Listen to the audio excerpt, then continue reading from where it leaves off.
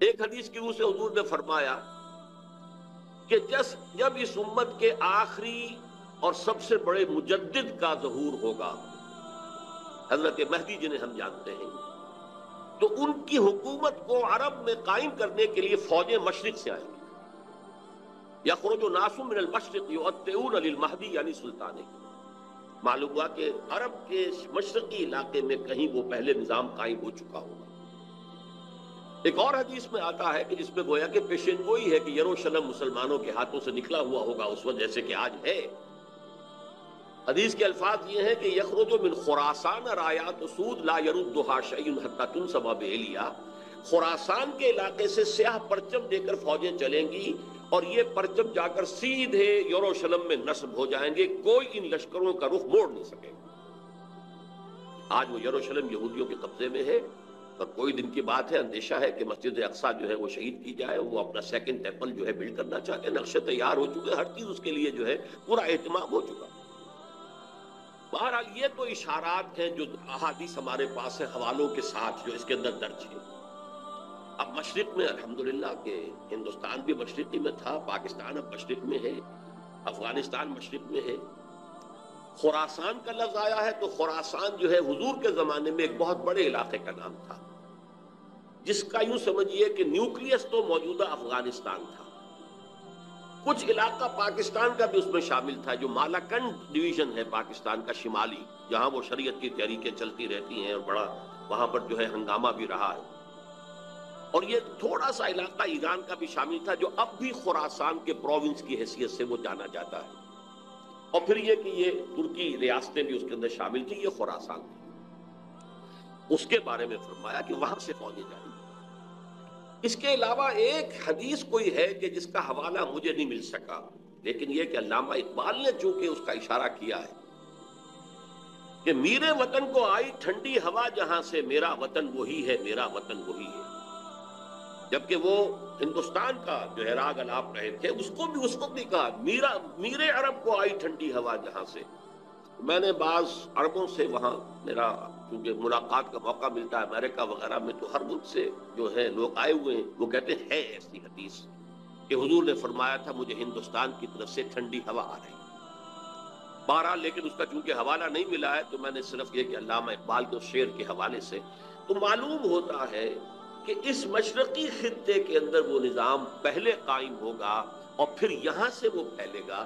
چنانچہ ایک اور تیسری حدیث اسی میں آپ کو مل جائے گی، حضور نے فرمایا میری امت کے دو لشکر وہ ہیں کہ جن کو اللہ تعالیٰ نے پیش کی طور پر جو بھی ان میں شریک ہوگا جہنم کی آگ سے چھٹکارے کا پروانہ دے دیا۔ عصابتان من امتی احرزہم اللہ من النار۔ ایک وہ ہوگا جو ہندوستان پر حملہ آور ہوگا، دوسرا وہ ہوگا کہ جو دجال کے ساتھ جنگ کرنے کے لیے حضرت مسیح کے پاس پہنچے گا، حضرت مسیح کے ساتھ دینے کے لیے۔ اب اس سے بھی گمان یہی ہوتا ہے کہ یہی خراسان کا علاقہ، یہ افغانستان، اس کے ساتھ ملحق پاکستان، یہاں سے ظاہر بات ہے کہ پھر ہمیں ہندوستان کو بھی فتح کرنا ہوگا، یہ دارالاسلام رہا ہے۔ تو گویا کہ ایک حدیث میں دو لشکروں کا ذکر جمع کرنا جو ہے اشارہ کر رہا ہے کہ یہ اس دور سے متعلق ہے، ورنہ یہ کہ ہندوستان پر تو بہت سے لشکر آئے ہیں، محمود غزنوی بھی آئے ہیں، ان کے حملے ہوئے ہیں، محمد غوری بھی آئے ہیں، سب سے پہلے محمد ابن قاسم آئے ہیں، تو یہ تو بہت لوگ آئے ہیں۔ لیکن یہ کہ اصل میں ایک حدیث میں دو کا جمع ہونا جو ہے وہ ادھر اشارہ کرتا ہے کہ یہ اس وقت جب ایک نیوکلیس بن چکے گا خلافت علی منہاج النبوہ کا، تو جیسے جزیرہ نما عرب سے شرق و غرب میں فوجیں چلی تھیں، ایسے ہی مشرق میں ہمارے ہندوستان ہے اور مغرب کے اندر جو ہے یہ ہوتے ہوئے اور ایلیا تک وہ فوجیں پہنچ جائیں گی اور یروشلم جو ہے اس کو یہودیوں کے قبضے سے واگزار کرائیں گی۔ یہ احادیث اس میں موجود ہے۔ لیکن اب جو میرے اس دعوت نامہ جو اب میں جس کا تذکرہ کر رہا تھا اس کا دوسرا حصہ شروع ہوتا ہے۔ ادھر پاکستان اسی مقصد سے حاصل کیا گیا تھا کہ یہاں اسلامی نظام یعنی خلافت قائم کی جائے گی، لیکن ہم اپنی بدعمالیوں کے باعث تاحال مخالف سمت میں سفر کر رہے ہیں، اور اب حالات بتا رہے ہیں کہ تخت یا تختہ کے مصداق یا یہاں خلافت قائم ہوگی اور یہ عالمی خلافت کا نقطہ آغاز بنے گا یا پھر یہ ملک ختم ہو جائے گا۔ گویا اب معاملہ دوڑو زمانہ چال قیامت کی چل گیا والا ہے اور فوری طور پر قبر کسنی لازم ہے۔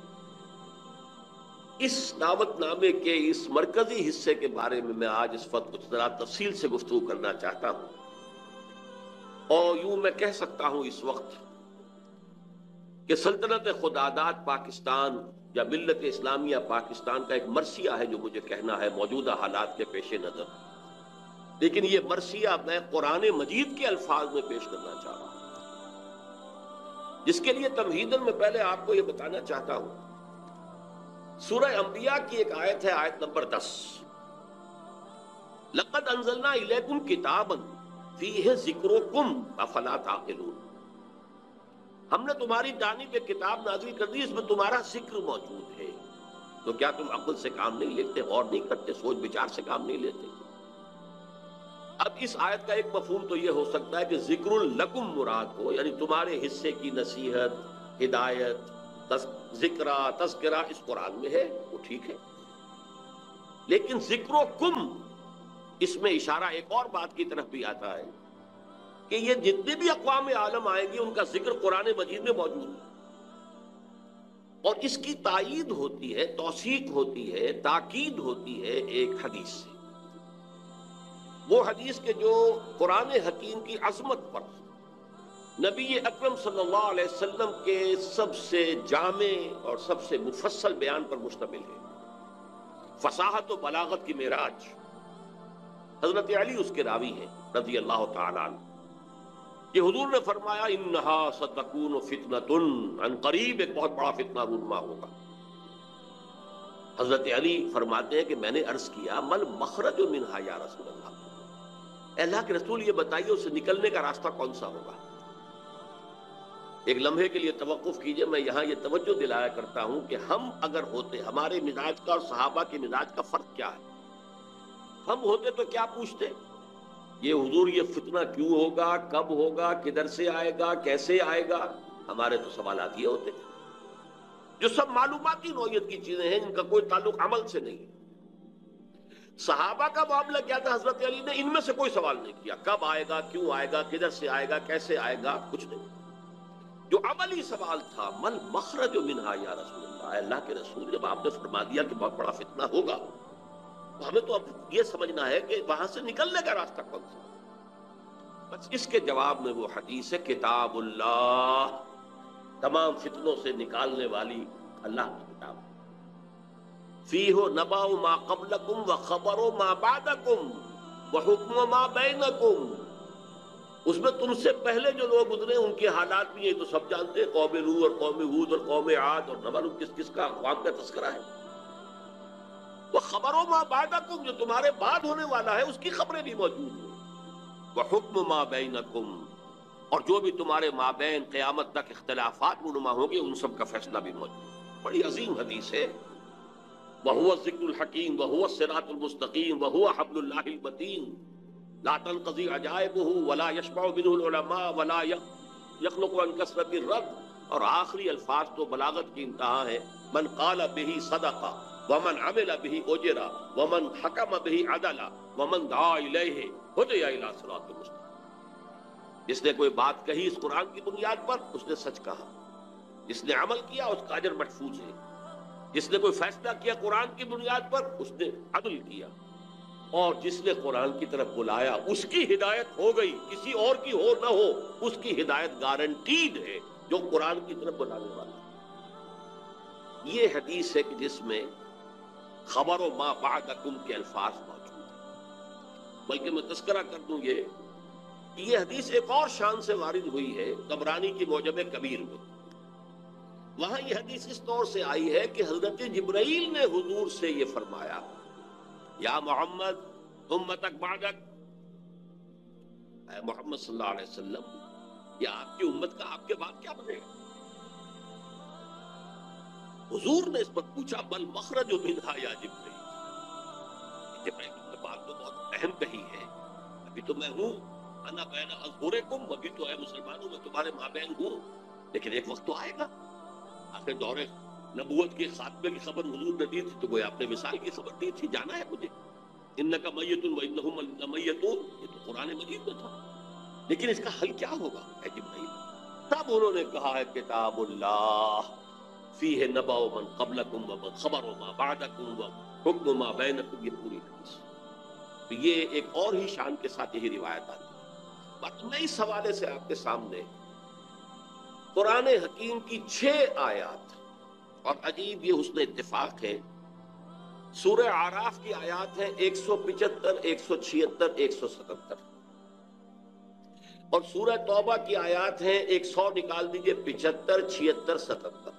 یہ آئینہ ہے اس وقت میرے اور آپ کے لیے، ملت اسلامیہ پاکستان کے لیے، سلطنت خداداد پاکستان. دیکھیے سورہ اعراف میں فرمایا وَاتْلُ عَلَيْهِمْ نَبَأَ الَّذِي آتَيْنَاهُ آيَاتِنَا فَانْسَلَخَ مِنْهَا فَأَتْبَعَهُ الشَّيْطَانُ فَكَانَ مِنَ الْغَاوِينَ. اے نبی ان کو آپ اس شخص کی خبر سنائیے جسے ہم نے اپنی آیات عطا کی تھی، لیکن وہ ان سے نکل بھاگا، پھر شیطان اس کے پیچھے لگ گیا، اور پھر وہ انتہائی گمراہ لوگوں میں سے ہو گیا. وَلَوْ شِئْنَا لَرَفَعْنَاهُ بِهَا، ہم چاہتے تو ان آیات کے ذریعے سے، ان کی بدولت ہم اسے اور بلند کرتے، اس کا مقام، اس کا رتبہ اور اونچا. وَلَكِنَّهُ أَخْلَدَ إِلَى الْأَرْضِ، مگر وہ تو زمین کی طرف ہی بیٹھتا اور دھستا چلا گیا. فَمَثَلُهُ كَمَثَلِ الْكَلْبِ، تو اس کی مثال تو کتے کی سی ہے. إِن تَحْمِلْ عَلَيْهِ يَلْهَثْ، اگر اسے دھتکارو، کوئی ڈھیلا، کوئی لکڑی اس کی طرف اٹھاؤ مارنے کے لیے، تب بھی وہ ہانپتا رہتا ہے. ان تترکو یلہث، زبان اس کی نکلی ہوگی، اس میں سے راج ٹپک گئی ہوگی، چھوڑے رکھو گے تب بھی. ذالک مثل القوم الذین کذبوا بآیاتنا، یہی مثال ہے اس قوم کی کہ جس نے اپنے رب کی آیات کو جھٹلایا. فاقصص القصص، تو اے نبی آپ یہ واقعہ بیان کر دیجئے، لعلہم یتفکرون، شاید کہ وہ غور کریں، سوچ بچار سے کام لیں. ساء مثلا القوم الذین کذبوا بآیات اللہ، بری ہے مثال اس قوم کی جس نے اللہ کی آیات کو جھٹلایا. وانفسہم کانوا یظلمون، اور وہ اپنے اوپر خود ظلم کرنے والے تھے. اب میں اس کی زیادہ تفصیلی تفاصیل میں نہیں جاؤں گا، اگرچہ ایک رائے یہ بھی ظاہر کی گئی ہے کہ یہ کسی شخص معین کا تذکرہ نہیں ہے، بلکہ یہ ایک مثال ہے جو اللہ دے رہا، لیکن یہ بات صحیح نہیں ہے. وَاتْلُ عَلَيْهِمْ نَبَأَ، وَاضْرِبْ لَهُمْ مثلاً سے بات ہوتی تو اس کا امکان تھا. یہاں تو خبر سنا دیجئے اے نبی اس کی خبر. اور اس میں حضرت عبداللہ ابن عباس رضی اللہ تعالی عنہما سے کئی جو ہے اقوال مروی ہیں کہ یہ شخص بلعام بن بعورہ تھا. تو جو کتاب گنتی ہے نمبرز تورات کی، اس میں شخص کا ذکر موجود ہے. یہ کنعانی تھا، بعض لوگوں کے نزدیک اسرائیلی تھا، لیکن بہت عابد و زاہد، بہت اونچے مقام پر، صاحب کرامت بزرگ جسے کہا جاتا ہے. الذی آتیناہ آیاتنا سے مراد یہاں پر کچھ لوگوں نے لیا ہے کہ علم کتاب اسے دی گئی تھی، وہ بات میرے نزدیک صحیح نہیں ہے، بلکہ آیات کہا گیا معجزات کو بھی. جس طرح اللہ اپنے انبیاء کو آیات، ہم نے آیات بینات دے کر رسولوں کو بھیجا، ایسے ہی ہے کہ کوئی بہت عابد زاہد کوئی ہو، عابد مرتاز اور زاہد مرتاز، تو اللہ تعالیٰ اسے کرامتیں عطا کرتا، میں کوئی شک نہیں ہے. کرامات الاولیاء حق، اس میں کسی شک و شبہ کی گنجائش نہیں. اللہ تعالیٰ کی بزرگی کے ظہور کے لیے، اظہار کے لیے وہ ایسے خلق عادت واقعات ظاہر کرتا. تو با کرامت بزرگ تھا، لیکن پھر وہ جو دنیاوی خواہشات کی طرف ایسا متوجہ ہوا کہ اس کی ساری نیکی، ساری اس کی بزرگی، ساری روحانیت ختم ہو کر رہ گئی، وہ انتہائی پاتال میں جا. بعض مفسرین نے حضور کے دور کے 2 اشخاص کا ذکر بھی کیا ہے. امیہ ابن ابی صلت ایک بہت بڑا شاعر تھا کہ جس کی اشعار میں توحید رچی بسی ہوئی تھی. توقع یہ تھی کہ تو حضور کا سب سے بڑا جو ہے وہ سپورٹر بن جائے گا، لیکن نہیں، مخالف ہو گئے. اسی طریقے سے ابو عامر راہب تھا، جیسے ورقہ ابن نوفل مکے میں تھے، تو وہ جا کر جو ہے وہ شام میں انہوں نے عیسائیت اختیار کی، اور وہ بہت بڑے عالم تھے. کان یکتب التوراۃ بالعبرانیہ. اسی طرح یہ ابو عامر خزرجی تھا، اور یہ بھی عیسائی ہو گیا تھا، شام میں رہا، اور پھر یہ بہت بڑا زاہد اور عابد اور عالم شخص تھا. لیکن یہی بدترین دشمن ہو گیا محمد رسول اللہ کا. جبکہ ورقہ ابن نوفل نے جو ہے حضور کی تصدیق کی تھی جب حضرت خدیجہ رضی اللہ تعالی عنہا لے کر گئی تھی حضور کو ان کے پاس. بہرحال میرے نزدیک یہ بلعام بن باعورہ ہی کا تذکرہ ہے جو ہو رہا ہے کہ وہ بہت با کرامات بزرگ تھا، لیکن زمینی خواہشات دو سب سے نمایاں: بطن، پیٹ کھانے کو مانگتا ہے، یہ انسان کی بہت بڑی ضرورت ہے، اس لیے کہ ظاہر بات ہے جو پریزرویشن آف دی سیلف ہے، اپنے بقا کے لیے اسے غذا چاہیے، لیکن اس کے ساتھ چٹخارا بھی لگا ہوا ہے، یہ اس کے ساتھ اضافی شے ہے۔ اور دوسری ہے جنسی خواہش، شہوت، پریزرویشن آف دی اسپیشیز، اپنی نسل کو برقرار رکھنے کے لیے۔ یہ دونوں جو ہیں حرصیں انسان کے اندر جب یہ اعتدال سے بڑھتی ہیں تو تباہی کا ذریعہ بنتی ہیں۔ لیکن یہاں نوٹ کیجئے کہ ایک شخص جسے اللہ نے اپنی آیات عطا کی، صاحب کرامت بزرگ تھا، لیکن وہ اس سے نکل بھاگا، اور یہاں فرمایا پھر شیطان اس کے پیچھے لگ گیا، اور یہ بہت اہم نکتہ ہے۔ یعنی اولاً نہیں شیطان کے اغوا سے کوئی شخص جو ہے وہ گمراہ ہوا کرتا، قرآن مجید میں صاف یہ بات آئی ہوئی ہے، ان عبادی لیس لک علیہم سلطان، دیکھو تمہیں ہم مہلت تو دے رہے ہیں، قیامت تک کے لیے تمہاری زندگی طویل ہوگی، اور تم ہمارے بندوں کو جس طرح چاہو گمراہ کرنے کی کوشش کرنا، لیکن تمہیں اختیار کوئی حاصل نہیں ہوگا، اختیار اسے حاصل نہیں۔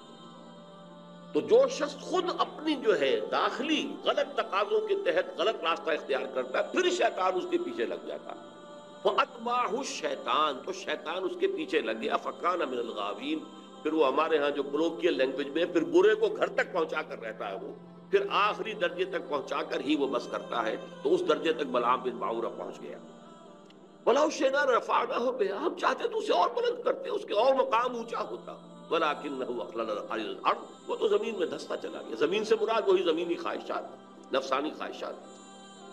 فَمَثَلُهُ كَمَثَلِ الْكَلْبِ، اس کی مثال کتے کی۔ اب کتا وہ جانور ہے حیوانات میں، پیٹ اور جنس دونوں شہوتیں اس میں انتہا کو پہنچی، لہذا چاہے خوب پیٹ بھرا ہو، کسی صاحب کا یا کسی میم کا کتا ہو، خوب گوشت کھا کے گھر سے نکلا ہو، لیکن پھر بھی وہ باہر جائے گا تو ہر شے کو سونگے گا کہ شاید کوئی کھانے کی چیز ہو، یہ اس کی یعنی سمجھ جبلت کے اندر داخل۔ یہاں تک کہ آپ اس کو کوئی ٹھیکا ماریے مارنے کے لیے تو وہ بھی اس کو بھی سونگے گا کہ شاید اس میں کوئی کھانے کی کوئی شے موجود ہو، چلے گا بھی تو ادھر ادھر ہوتا ہوا، سونگتا ہوا، اور وہ اپنی شرمگاہ کو چاٹتا رہتا۔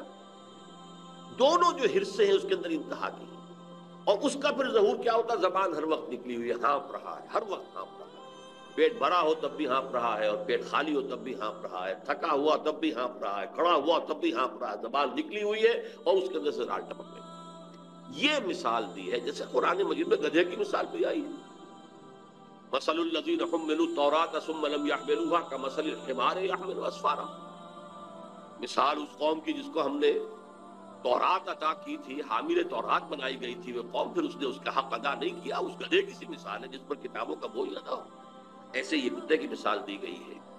اس کے بعد فرمایا ذالک مثل القوم الذین کذبوا، یہ صرف ایک فرد کا معاملہ نہیں ہوتا، پوری قومیں بھی اس تمثیل پر پوری اترتی ہیں، اور اسی ڈسکرپشن کے اوپر وہ پوری اترتی ہیں۔ کذبوا بآیاتنا، جو ہماری نشانیوں کو جھٹلاتے ہیں، فقصص القصص، تو اے نبی آپ یہ قصہ سنا دیجئے، لعلہم یتفکرون، شاید کہ غور کریں۔ آج میں آپ کو قصہ سنا رہا ہوں پاکستان کا، کس طور سے ان آیات پر منطبق ہو رہا ہے، شاید کہ آپ غور کریں، سوچیں، شاید کہ آپ کے اندر کوئی امنگ پیدا ہو جائے کسی عمل کی، جد و جہد کی۔ سا مثلا القوم الذین کذبوا بآیاتنا، آخری آیت بری مثال ہے اس قوم کی جس نے ہماری آیات کو جھٹلایا، وَكَانُوا أَنفُسَهُمْ يَظْلِمُونَ، وہ اپنے اوپر ہی ظلم کرتے رہے، ظاہر بات ہے ہمارا کسی نے کیا بگاڑا۔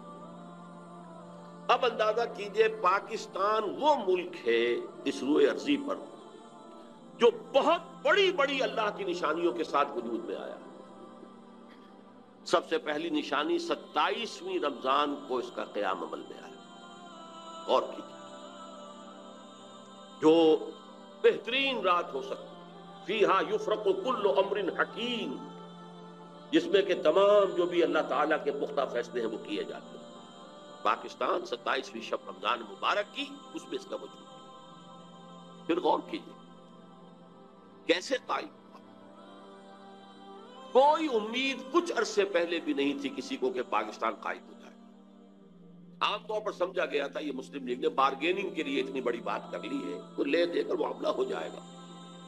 اور سب سے بڑی بات یہ کہ خود 1 سال پہلے Quaid Azam cabinet mission plan کو تسلیم کر چکے۔ اس کا کیا مطلب تھا کہ کم سے کم 10 سال کے لیے ایک آزاد پاکستان کا وجود مؤخر ہو گیا۔ نظری طور پر 10 سال کے بعد امکان تھا، لیکن ایک مرتبہ مرکزی حکومت ایک وحدت کے ساتھ اگر وجود میں آ جاتی تو پنڈت نہرو نے جو کہا تھا سچ تو وہی تھا، نکل جاتی ہے جس کی منہ سے سچی بات مستی میں، اس نے وہ سچ کہہ دیا، جس کی وجہ سے پھر قائد اعظم نے جو تسلیم کر لیا تھا کیبنٹ مشن پلان کو، پھر اس سے آپ نے رجوع کیا کہ اس نے کہہ دیا تھا ایک دفعہ بن جائے پھر کون کسی کو علیحدہ عہدے دیتا ہے۔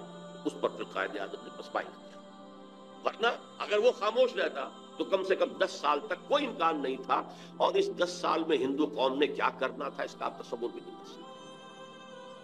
پھر سوچئے پاکستان قائم ہوا، ہندو قوم ہمارے سے کس قدر تعداد میں زیادہ، تعلیم میں زیادہ، دولت میں زیادہ، تنظیم میں زیادہ، کس قدر منظم قوم تھی، کس قدر تعلیم یافتہ قوم تھی، کتنی ان کے اندر ایک یکجہتی موجود تھی۔ پھر کانگریس جیسی جماعت، بہت بڑی جماعت، اس میں کوئی شک نہیں، بہت بڑی عوامی جماعت، جس کے ساتھ یہ کہ لیڈرز کی سیکنڈ لائن کی یوں سمجھیے کہ ایک بڑی قطار موجود تھی۔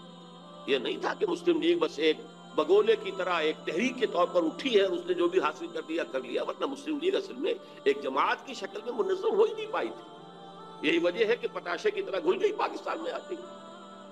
لیکن یہ کانگریس اور گاندھی جیسا لیڈر، ہم بہرحال اس کے بارے میں جو بھی رائے رکھتے ہوں، لیکن یہ ہندوؤں کا مہاتما اور پوری دنیا کے اندر اس کی ایک عظمت تسلیم کی جاتی ہے۔ اور چند مہینے پہلے اس نے کہا تھا کہ پاکستان سے میری لاش پر بن سکتا ہے۔ ہندو جیسی قوم، گاندھی جیسا لیڈر۔ اچھا، دوسری طرف یہ ہمارے ولی خان صاحب وہ کچھ پچھلے زمانے کے کاغذات نکال کے لے آتے ہیں انڈیا آفس کے، جس سے یہ کہ انگریزوں نے کچھ سپورٹ کی تھی پاکستان کی یا مسلم لیگ کی۔ جب پاکستان بنا ہے، ایٹلی وزیر اعظم ماؤنٹ بیٹن یہاں کا وائس رائے، دونوں قائد اعظم سے شدید نفرت رکھنے والے، پاکستان کے تصور کے دشمن۔ لیبر پارٹی کی گورنمنٹ تھی، کنزرویٹو پارٹی کی گورنمنٹ ہوتی تو کچھ شکوک و شبہات کا موقع تھا، لیکن یہ تو لیبر پارٹی کی حکومت اٹلی نے جو کچھ لکھا ہے بعد میں وہ سب کے سامنے ہے، اب تو کچھ بھی باتیں نہیں رہی۔ ماؤنٹ بیٹن کی چیزیں بھی سب سامنے آ چکی ہیں، اس کے جس نوعیت کے تعلقات نہرو خاندان کے ساتھ تھے، اب وہ چیزیں بھی کہنے کی بھی نہیں ہے، ورنہ یہ کہ لیڈی ماؤنٹ بیٹن کے ساتھ اس کے ناجائز تعلقات تک کا چرچا موجود ہے۔ اور یہ کہ گاندھی کا تو وہ چیلا تھا، آخری وقت میں پنڈت نہرو نے اور پٹیل نے جا کر اس سے کہا تھا کہ ہم نہیں کہہ سکتے باپو کے سامنے جا کر یہ کہنے کی ہماری جرت نہیں ہے کہ ہم ہندوستان کی تقسیم پر راضی ہو گئے ہیں، کہ تم ہی جا کے راضی کراؤ۔ اس نے جا کر گاندھی سے بات کی، کیا پٹی پڑھائی ہے وہ جانے۔ یہ تھے وہ نامساعد حالات جن میں پاکستان کا قیام، اور اس کے اندر جمع کر لیجئے یہ بات کہ 1 سال پہلے مولانا حسین احمد مدنی رحمت اللہ علیہ نے سلہٹ میں یہ کہہ دیا تھا، رمضان مبارک میں پورے 1 سال پہلے، ملأ اعلیٰ میں پاکستان کے قیام کا فیصلہ ہو چکا ہے۔ ملأ اعلیٰ سے مراد فرشتوں کا وہ سب سے اونچا طبقہ ہے، جو اللہ کا مقربین جو ہوتے ہیں، ملائکۃ المقربین، وہ ملأ اعلیٰ سب سے اونچا، وہاں فیصلہ ہو گیا پاکستان کے اندر۔ یہ دوسری بات ہے کہ جب ان سے پوچھا گیا کہ پھر ہم کیوں مخالفت کر رہے ہیں، ہماری پالیسی وہ بدل جانی چاہیے، انہوں نے کہا کہ در حقیقت وہ تکوینی معاملہ ہے اللہ کا، ہمارا کام تکوینیات کے حوالے سے نہیں ہے، بلکہ ہمیں تو اپنی سوچ اور سمجھ سے جو بھی رائے صحیح ہے اسی کے اوپر کام کرنا ہے، لیکن فیصلہ ہو چکا۔ یہ 1 سال پہلے کی بات ہے، اور ایسے شخص کی گواہی ہے جو پاکستان کے ساتھ کوئی متفق نہیں تھا، اگرچہ بعد میں انہوں نے تسلیم کیا، بہت خوبصورتی سے تسلیم کیا۔ جب وہ گئے ہوئے تھے ڈابھیل، اور وہاں کسی شخص نے، یہ پاکستان کے قیام کے بعد کی بات ہے، کسی شخص نے ذرا چھیڑنے کے لیے کہ چلیے مولانا کچھ بولیں گے پاکستان کے خلاف، کوئی دھواں دار باتیں کریں گے، تو کوئی پاکستان کا تذکرہ کیا تو کہ بھائی دیکھو، جب تک کوئی مسجد کہیں تعمیر نہ ہو، تجویز ہو، تو اختلاف ہو سکتا ہے کہ یہاں مسجد کی ضرورت ہے بھی کہ نہیں، پہلے ہی مسجدیں موجود ہیں، یا یہ کتنی بڑی ہونی چاہیے، کس سائز کی ہونی چاہیے، کیا میٹیریل لگنا چاہیے، یہ سب اختلاف ہو سکتا ہے۔ پاکستان کے بننے سے پہلے ہمارا اختلاف تھا، لیکن مسجد بن جائے تو اس کی حفاظت ہر صاحب ایمان کا تقاضا ہے۔ اب پاکستان کی حیثیت بالکل بدل گئی۔ یہ الفاظ مولانا مدنی رحمت اللہ علیہ جو وہاں موجود تھے، مولانا محمد مالک کاندھلوی، رحمت اللہ علیہ، جنہوں نے کہ یہ الفاظ ہماری قرآن کانفرنس میں ایک مرتبہ بیان کی. اچھا، یہ ہے وہ آیات، وہ کرامات جس کے ساتھ پاکستان وجود میں آ رہا ہے. ذرا پیچھے چلیے. جب خلافت عثمانیہ کے خاتمے کی سازشیں ہو رہی تھی تو پوری دنیا میں صرف ہندوستان میں تحریک چلی، کہیں اور نہیں چلی. وہ سلطنت عثمانیہ بہرحال خلافت کے نام سے تھی، چاہے حقیقت نہیں تھی، وہ ایک ملوکیت ہی تھی، اور اب اس پہ زوال بھی آ گیا تھا. یورپ کا مرد بیمار بھی کہا جا رہا ہے، جو بھی کچھ تھا. لیکن عظمت اسلامی کا ایک سمبل، ایک نشانی تھی. اس کے خلاف سازشیں ہو رہی تھی، اور اس وقت تحریک چلی صرف ہندوستان میں کہیں بھی نہیں چلی، پوری دنیا میں کہیں بھی نہیں. بلکہ عربوں نے تو بغاوت کی ترکوں کے خلاف، اور اصل میں تو انہی کی بغاوت کے نتیجے میں یہ سارا معاملہ ختم ہوا. لیکن ہندوستان میں وہ تحریک چلی، اور ایسے زور شور کے ساتھ چلی. بولی اماں محمد علی کی جان بیٹا خلافت کو دے دو، پورا ہندوستان گونج گیا. ذرا اس سے بھی پیچھے جائیے، دیکھیے ختم نبوت کے بعد سب سے بڑا منصب مجددین امت ہے، کہ جو سنن ابی داؤد کی روایت کی روح سے ان اللہ یبعث فی هذه الامه علی راس کل 100 عام من یجدد لها دینا. یقیناً اللہ اس امت میں ہر صدی میں ایسے لوگوں کو اٹھاتا رہے گا جو دین کو تازہ کر دیں گے. دین کے اوپر جو بھی کوئی غبار آ جائے گا، کوئی اس کی تعلیمات دھندلا جائیں گی، اس کو ہٹا کر صحیح دین کی شکل دوبارہ دکھا. 1000 برس تک سارے مجددین امت عالم عرب میں آئے. عمر بن عبدالعزیز سے چلیے اور امام ابو حنیفہ گنتے چلے جائیے، شیخ عبد القادر جیلانی، امام غزالی، امام ابن تیمیہ، سب وقت. 11ویں صدی کا مجدد اعظم شیخ احمد سرہندی ہندوستان، 12ویں صدی کا مجدد اعظم شاہ ولی اللہ دہلوی ہندوستان، 13ویں صدی کا مجدد اعظم سید احمد بریلوی ہندوستان، 14ویں صدی کا مجدد اعظم شیخ الہند نصیر مالٹا ہندوستان، اور مزید برآں علامہ اقبال جیسا مفکر، مولانا مودودی جیسا مصنف، مولانا الیاس جیسا مبلغ پوری دنیا میں کہیں نظر نہیں آتا. ان کی تحریکیں جو ہے پوری دنیا میں چھا گئی. سلسلہ نقشبندیہ مجددیہ پوری دنیا میں چلا گیا. پورے ٹرکش بیلٹ میں وہی ہے، وہ امام شامل ہوں یا اس وقت جو چیکنیا کے معاملات ہیں، یا پورے ترکستان کے اندر یہی ہے. خود یہ افغانستان کے اندر وہی سلسلہ نقشبندیہ مجددیہ، ان کے صدر بھی تھے مجددی. پھر شاہ ولی اللہ ہی کے تو در حقیقت علم کا یہ ظہور ہے کہ جو پورا افغانستان میں جو مدارس کہاں کے پڑھے ہوئے لوگ ہیں یہ طالبان، وہی دیوبندی مدارس ہے کہ جو شاہ ولی اللہ کے علوم کا وارث بنے. گویا کہ ریورس گیئر لگا ہے. ایک بات عجیب ذرا نوٹ کیجئے گا، 1000 برس جو پہلے تھے ہندوستان میں آتے تھے، باہر سے علماء آ رہے ہیں، صوفیاء آ رہے ہیں، ادیب آ رہے ہیں، دانشور آ رہے ہیں ہندوستان میں.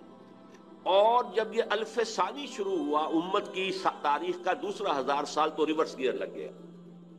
معین الدین چشتی ادھر سے آئے تھے، سلسلہ مجددیہ نقشبندیہ یہاں سے چلا، شاہ ولی اللہ کے علوم یہاں سے چلے، علامہ اقبال کا فکر یہاں سے پھیلا، پوری دنیا میں پھیلا. ڈاکٹر علی شریعتی سے پوچھئے، مالک ابن نبی سے پوچھئے، بہت بڑا جو دانشور ایران کا اور بہت بڑا دانشور جو ہے عالم عرب کا. پھر مولانا مودودی کی کتابیں دیکھ لیجئے، پوری دنیا کے اندر عربی میں، انگریزی میں ٹرانسلیٹڈ ہر جگہ مل جائیں گے. اور یہ مولانا الیاس کے شروع کرنا تحریک کہاں سے کہاں پہنچی ہے. لاکھوں آدمی ایک وقت کے اندر جو ہے وہ مسلسل حرکت کے اندر. یہ ساری آیات ہیں، اس سب کا امین یہ پاکستان.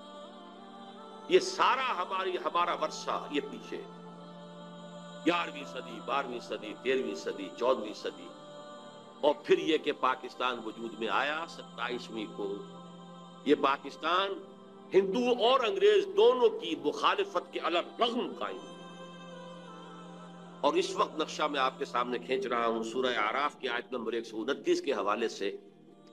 جب ظلم و ستم کی انتہا ہو گئی تھی بنی اسرائیل پر مصر میں، تو انہوں نے جب فریاد کی ہے تو حضرت موسیٰ نے فرمایا تھا ان سے، عَسَىٰ رَبُّكُمْ أَن يُهْلِكَ عَدُوَّكُمْ وَيَسْتَخْلِفَكُمْ فِي الْأَرْضِ فَيَنْظُرَ كَيْفَ تَعْمَلُونَ. امید ہے کہ تمہارا رب تمہارے دشمن کو ہلاک کر دے گا اور پھر تمہیں زمین کے اندر تمکن عطا کرے گا، پھر دیکھے گا تم کیا کرتے. ویسے تو یہ دنیا کی زندگی افراد کے لیے بھی امتحان گاہ ہے. قلزم ہستی سے تو ابھرا ہے مانند حباب، اس زیاں خانے میں تیرا امتحان ہے زندگی. خلق الموت والحیات لیبلوکم ایکم احسن عملا. ہم ایک امتحانی عرصے میں سے گزر رہے ہیں. قوموں کا امتحان اپنی جگہ ہوتا ہے، امتوں کا، ملکوں کا امتحان اپنی جگہ ہے. فَيَنْظُرَ كَيْفَ تَعْمَلُونَ، پھر وہ دیکھے گا تم کیا کرتے. اب دیکھیے ہمارے ہاں کیا ہوا بدقسمتی سے. مسلم لیگ کی جو ٹاپ کی قیادت تھی، پہلی بات تو یہ ہے کہ مسلم لیگ بحیثیت مسلم لیگ تو تقریباً سمجھیے کہ ختم ہو گئی قائد اعظم کے انتقال کے بعد، زیادہ کہیں گے تو لیاقت علی خان کی شہادت کے بعد. لیکن یہ ہے کہ پہلے دن سے بھی ہم نے رخ اسلام کی طرف نہیں کیا. ہمیں اپنے بزرگوں کا بھی اب تذکرہ جو ہے کرنا پڑے گا. میں قائد اعظم کو ہرگز دھوکے بعد آدمی نہیں سمجھتا، جھوٹا نہیں سمجھتا، صاحب کردار آدمی تھے. میری تعویل یہ کہ انہوں نے یہ سمجھا تھا کہ اگر پاکستان ایک نوزائیدہ مملکت ہے، ہم نے فوراً اسلام کا ڈنکا بجا دیا اور نعرہ لگا دیا تو پوری دشمن قوت جو ہے ہمیں دبوچ لے گی. لہذا اب جبکہ ایک ایسا ملک وجود میں آ گیا جہاں غالب اکثریت مسلمانوں کی ہے، تو خالص سیکولر اصول سے بھی تو یہاں اسلام ہی آئے گا نا. سیکولر اصول کیا ہے کہ لوگوں کی اکثریت جو چاہے گی ہوگا، یہی اصول ہے. لوگوں کی اکثریت جو قانون بنانا چاہتی ہے بنائے گی، جو نافذ کرانا چاہتی کرائے گی، یہ سیکولرزم ہے. تو اب خالص سیکولر اصولوں سے ہندوستان ایک وحدت رہتا تو یہاں اسلام کے آنے کا کوئی سوال نہیں تھا. اکثریت ہندوؤں کی تھی، کوئی امکان ہی نہیں تھا. لیکن اب یہ ہے کہ اگر مسلمان یہاں کے چاہیں گے تو یہاں شریعت بھی آ جائے گی، نظام بھی آ جائے گا، سب کچھ ہو جائے گا.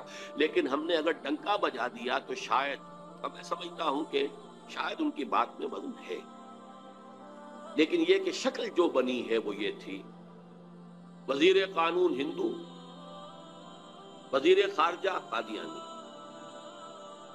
اور وہ ان کا شورۂ آفاق جملہ عنقریب باقی یہاں پر نہ ہندو ہندو رہے گا نہ مسلمان مسلمان رہے گا. مذہبی اعتبار سے نہیں، کہ مذہب تو ان لوگوں کا انفرادی معاملہ ہے، بلکہ قومی اعتبار سے. بہرحال ایک جس کو میں یہ کہوں گا کہ صحیح سمت میں پہلی اینٹ نہیں رکھی گئی. مصلحت کیا تھی یہ اپنی جگہ پر تھی، ان کی نیت پر حملہ نہیں ہے، لیکن دی فیکٹ ریمینز، واقعہ یہی ہے، حقیقت یہی ہے. اور مجھے معلوم ہے، میں بنگلہ دیش 2 دفعہ جا چکا ہوں، کہ بنگالی مسلمانوں کو پہلا شوق لگا تھا اسی سے. اس لیے کہ بنگال کا عام مسلمان جو ہے مغربی پاکستان کے عام مسلمان سے زیادہ مذہبی ہے. آج بھی جو تبلیغی جماعت کا اجتماع وہاں ہوتا ہے وہ 25-30 لاکھ کا ہوتا ہے ٹونگی میں. اس اعتبار سے اور عام طور پر بھی وہاں پر مذہبیت زیادہ ہے. ایک شوق لگا، اور اس کے بعد جو ہے پھر جو ہے وہ مسلسل چیزیں جو ہے وہ پھر جو لینگویج کوسچن تھا وہ تو سیکولر لوگوں نے اٹھایا تھا، لیکن مذہبی لوگوں کو بھی شوق جو ہے اس سے پہنچا.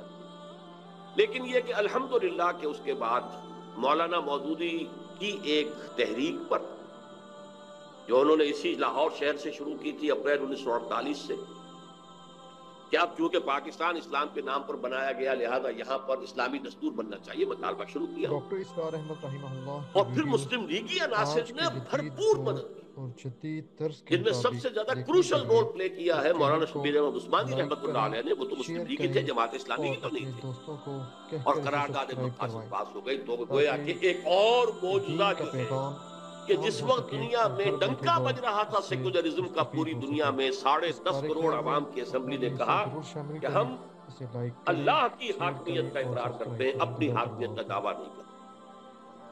We wash our hands off the claim to sovereignty. Sovereignty belongs to Allah.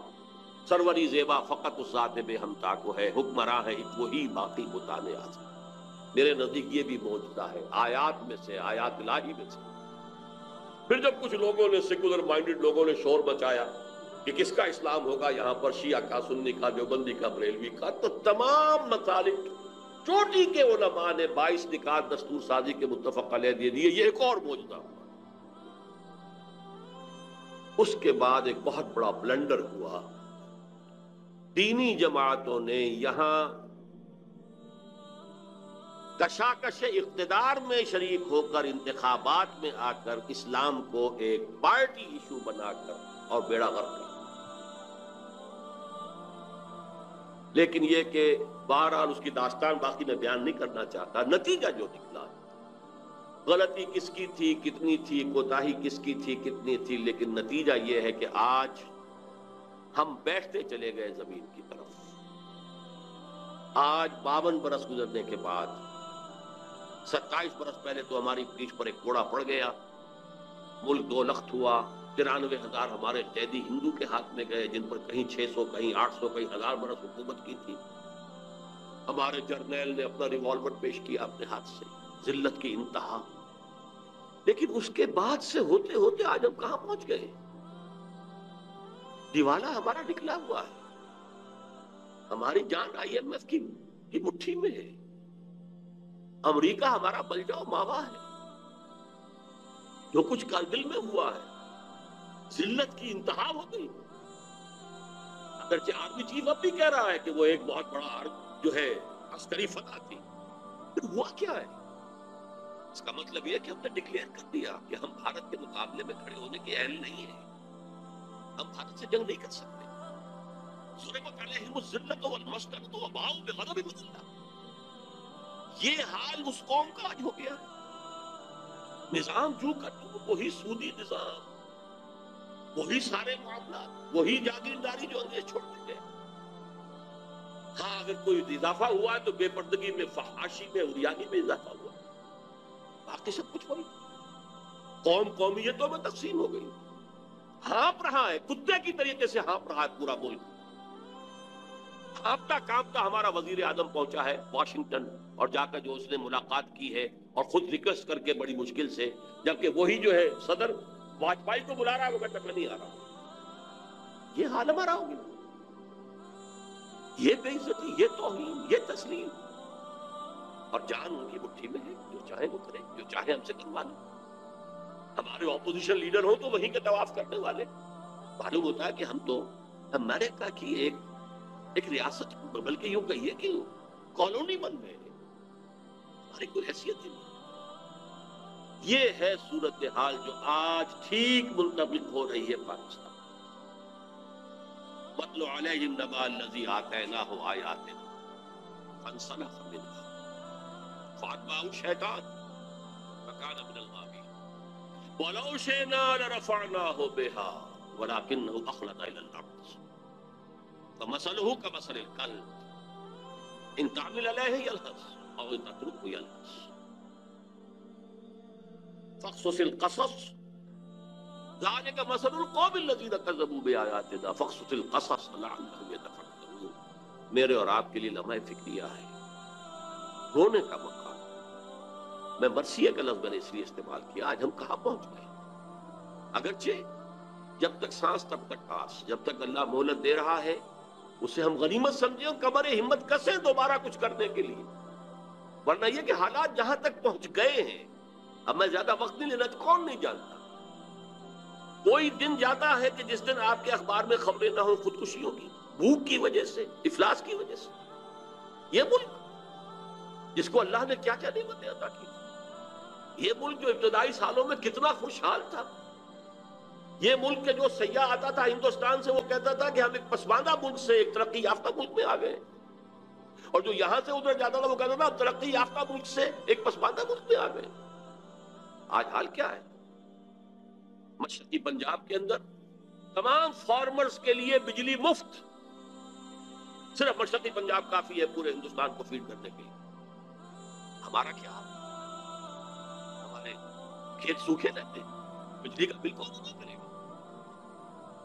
ذرا کھڑے ہو جائیے، جو نہر انہوں نے نکالی، 700 میل لمبی نہر نکالی، 700 میل، اور راجستھان کو ہرا بھرا کر دیا ہے۔ کوئی کھڑا ہو سندھ کی سرحد پر، تھرپارکر کی سرحد پر، تو ادھر نظر آئے گا ٹیبے ٹیبے اور ریت ہی ریت، اور ریگستان ادھر گلو گلزار ہے۔ 700 میل لمبی اور سیمنٹ لائن، پوری کی پوری نہر 700 میل کی جو ہے وہ کنکریٹ کے لائننگ کے ساتھ ہے، جس سے نہ سیپیج ہوگا، نہ اس سے جو یہ زمین کا جو کی خرابی پیدا ہوتی ہے، کوئی کلر ہو، کچھ نہیں ہو۔ وہ کہاں سے کہاں پہنچ گئے؟ آج ان کے ہاں بحث ہو رہی ہے کہ ہمیں تو وہ بنانے میزائل کے جو امریکہ تک مار کریں۔ یہ پاکستان کیا شے ہے؟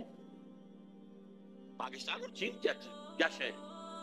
ان کی نیوی پورے انڈین اوشن کے اوپر اس وقت جو ہے وہ حاوی ہے۔ آسٹریلیا اور ساؤتھ افریقہ گھبراتا ہے اس سے۔ یہ حال ہم کہاں ہیں؟ کس جگہ کھڑے؟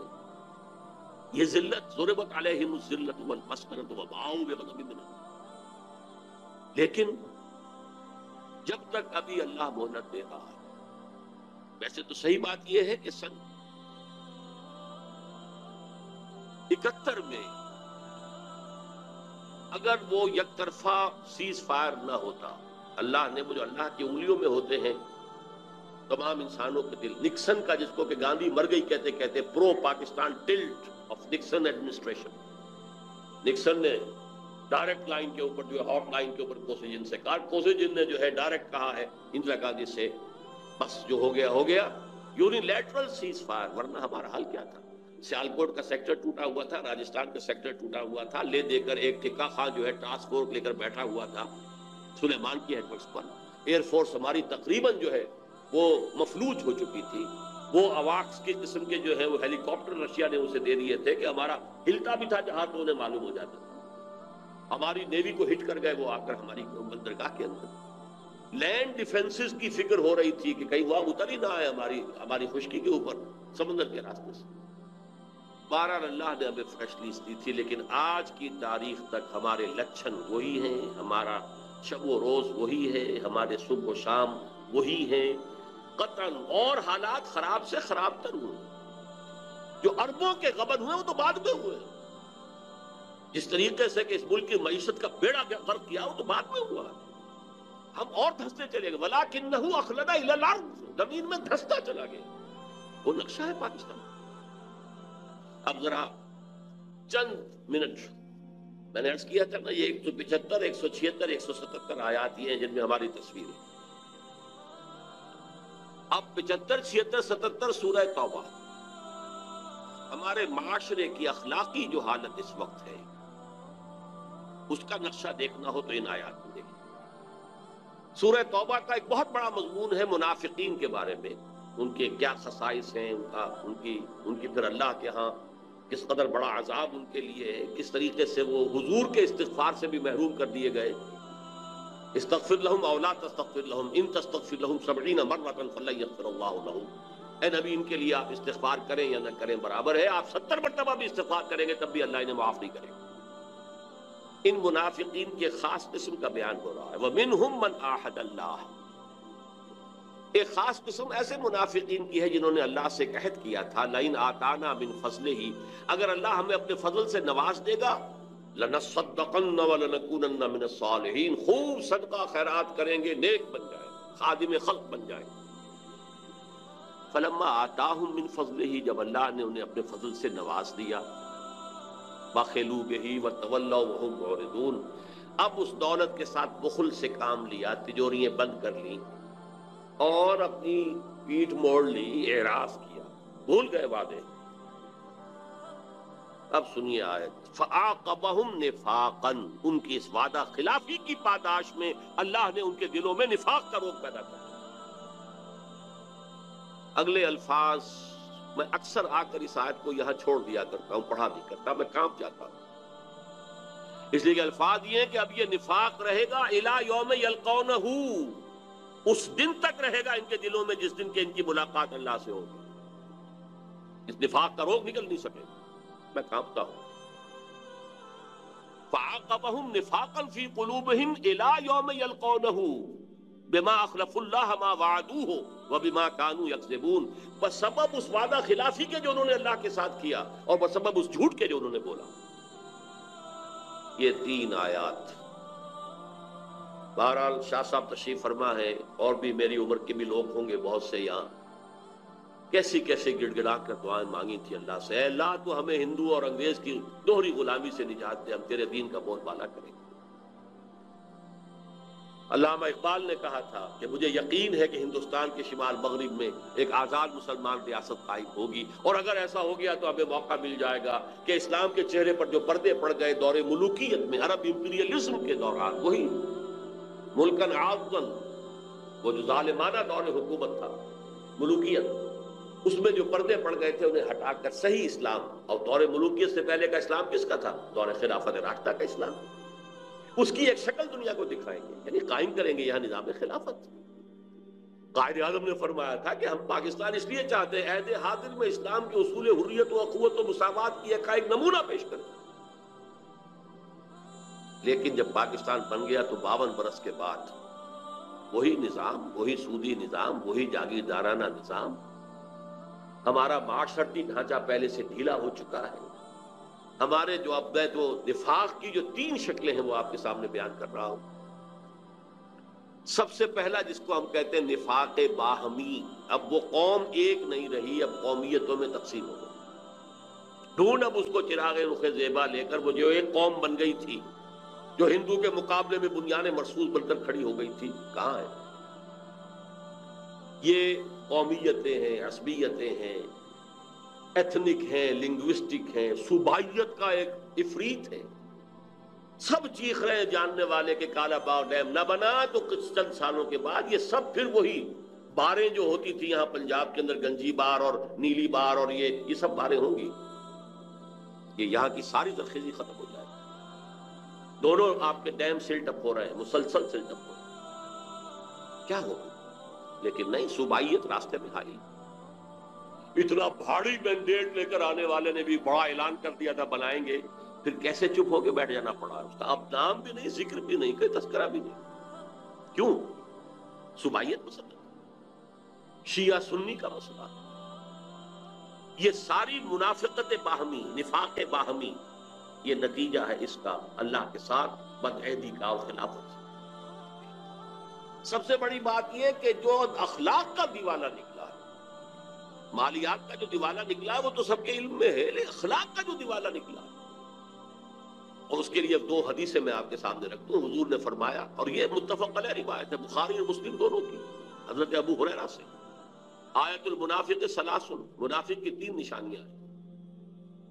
اور مسلم شریف کی روایت میں اضافی الفاظ ہیں، وَإِن صَامَ وَصَلَّى وَزَعَمَ أَنَّهُ مُسْلِمٌ. خواہ وہ شخص نماز پڑھتا ہو، روزہ رکھتا ہو اور اپنے آپ کو مسلمان سمجھتا ہو، لیکن اگر یہ 3 چیزیں ہیں تو کٹر منافق ہے. جب بولے جھوٹ بولے، اذا حدث کذب، وَإِذَا وعد أَخْلَفَ، وعدہ کرے تو خلاف ورزی کرے، وَإِذَا اؤْتُمِنَ خَانَ، جب امانت امین بنایا جائے تو خیانت کرے. دیکھ لیں، الا ماشاء اللہ، الا ماشاء اللہ. جو قوم کی اکثریت کا حال ہے وہ یہ ہے کہ جو جتنا بڑا ہے اتنا ہی بڑا جھوٹا، اتنا ہی بڑا وعدہ خلاف، اتنا ہی بڑا خائن اور غبن کرنے والا. اربوں کے غبن ہے. اب تو جاننے والے بتاتے ہیں کہ 32 بلین کا ہم پر قرض ہے اور 60 بلین ہمارا جو ہے باہر گیا ہوا، اور 33 بلین ہم دے چکے ہیں سود کے اندر، لیکن وہ کھڑا ہوا ہے قرض. اخلاق کا دیوالہ نکل گیا. دوسری حدیث میں عبداللہ ابن عمرو ابن العاص سے ہے، وہ بھی متفق علیہ.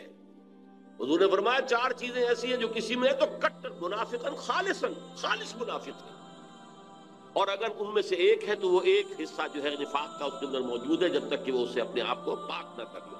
3 چیزیں وہی ہیں جو پہلی حدیث میں تھی. چوتھی یہ کہ وَإِذَا خَاصَمَ فَجَرَ، جب کہیں جھگڑا ہو جائے تو فوراً جو ہے کوتکار پر اور گالم گلوچ پر اتر آئے، آپے سے باہر ہو جائے.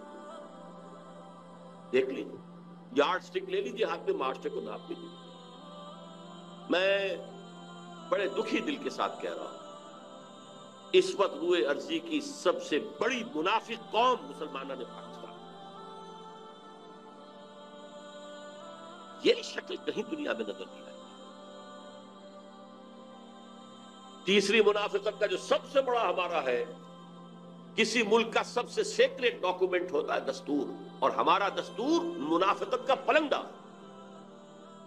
پورا اسلام اس میں موجود ہے، قرارداد مقاصد موجود ہے، یہ دفعہ موجود ہے 227 کے یہاں کوئی کتاب و سنت کے خلاف قانون سازی نہیں ہو سکتی، کوئی منافی قانون رہ نہیں سکتا. لیکن اس کو باندھ دیا ہے آئیڈیالوجی کونسل کے ساتھ، وہ اس کے اوپر رپورٹیں دیتی رہے گی. رپورٹوں کا کیا حشر ہوگا؟ خالی چپ.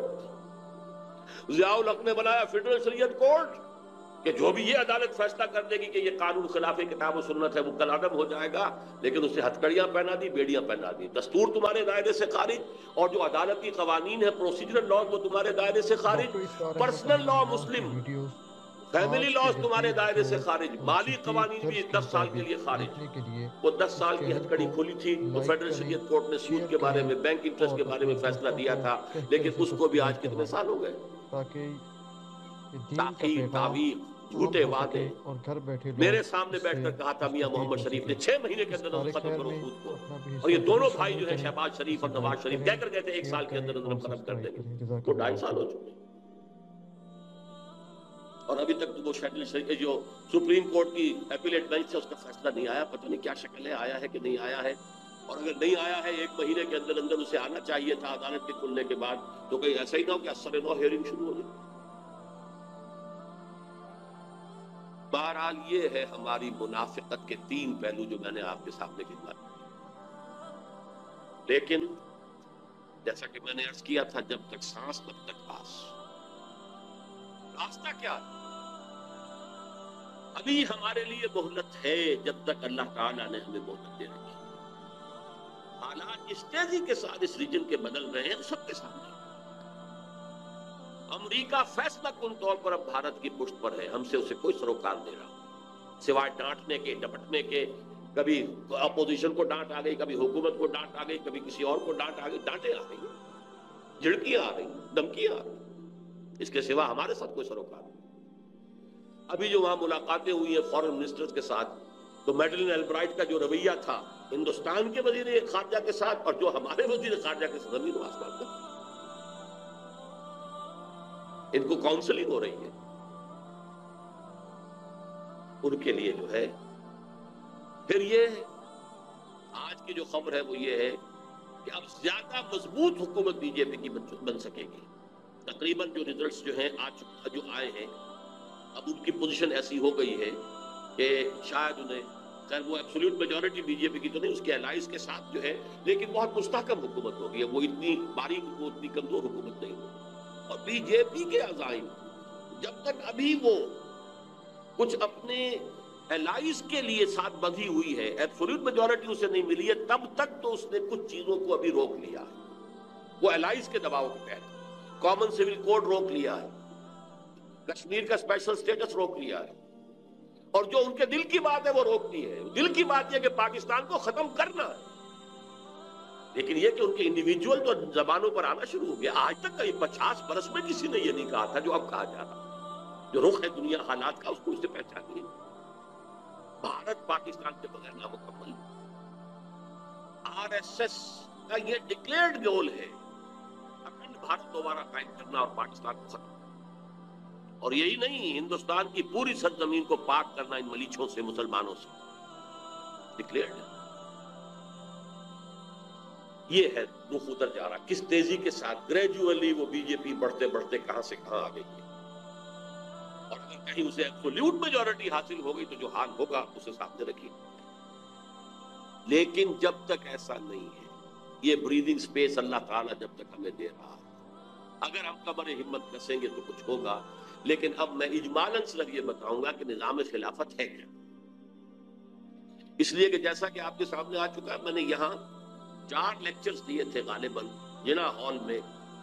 نظام خلافت حقیقت میں کیا ہے, جب تک نبوت کا سلسلہ جاری تھا اس وقت تک کیا تھا, ختم نبوت کے بعد اس کی شکل کیا ہے جو خلافت راشدہ میں بنی, اب اس کی شکل کیا ہو. عبدالرزاق صاحب نے تو صرف وہی ذکر کیا ہے کہ اب اگر نظام خلافت قائم ہوگا تو اس کا سیاسی نظام کیا ہوگا, معاشی نظام کیا ہوگا اور سماجی نہیں. میں نے تو اس سے اصولی بحث کی. خلافت اصل میں اسے کہتے ہیں کہ اللہ کی زمین پر اللہ کی حکومت ہو. اللہ جو ہے براہ راست حکومت نہیں کرتا. جب تک نبوت جاری تھی جو انبیاء ہوتے تھے وہی اللہ کے خلیفہ ہوتے تھے, اس لیے کہ ان کے پاس حکم آ رہا ہے. جیسے وائس رائے ہوتا تھا دہلی میں بیٹھا ہوا, ہمارا بادشاہ یا ہماری ملکہ تو انگلستان میں ہوتی تھی, وائس رائے ہوتا تھا. یہاں ان دونوں کے درمیان ربط کیا تھا, جو حکم وہاں سے آئے گا ہز میجسٹیز گورنمنٹ, ہر میجسٹیز گورنمنٹ کا, وہ تو اسے نافذ کرنا ہے وائس رائے کو, اس میں چور و چرا نہیں کر سکتا. جہاں کوئی حکم وہاں سے نہیں آیا, یہاں لوکل اپنے حالات کو دیکھ کر جو بہترین اس کی رائے بنے گی اپنے ججمنٹ, اپنے اجتہاد سے فیصلہ کر سکتا ہے. یہ خلافت ہے, یہ وائس ریجنسی ہے. ہمارے لیے تو بہت آسان ہے کہ 1947 سے پہلے جو نظام تھا تقریباً 100 برس جو رہا ہے وہ کیا ہے, 90 برس نظام رہا 1857 سے 1947 تک. اس سے پہلے تو ایسٹ انڈیا کمپنی تھی, لیکن اس کے بعد 1857 کے بعد سے یہ خلافت کا نظام تھا. وہ جب تک نبوت چل رہی تھی نبی ہی نمائندہ تھا تو نبی ہی خلیفہ تھا. اسی لیے کہا گیا یا داؤد انا جعلناک خلیفۃ فی الارض, اے داؤد ہم نے تمہیں زمین میں خلافت عطا کی. جو حکم ہمارا آئے گا اس کو نافذ کرو، بات ختم ہو گئی۔ جہاں ہمارا حکم نہیں ہے اپنا بہترین ججمنٹ استعمال کرو۔